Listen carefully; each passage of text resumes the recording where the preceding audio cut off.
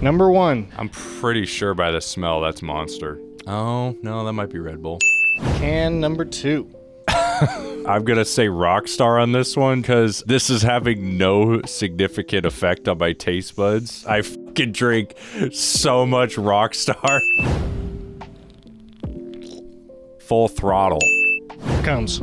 It tastes like the white one that I get from work. It's usually in our vending machine. That's NOS. Is that what it is? Woo, you have a drinking problem. Dude, And it starts with taurine. that one was gnarly.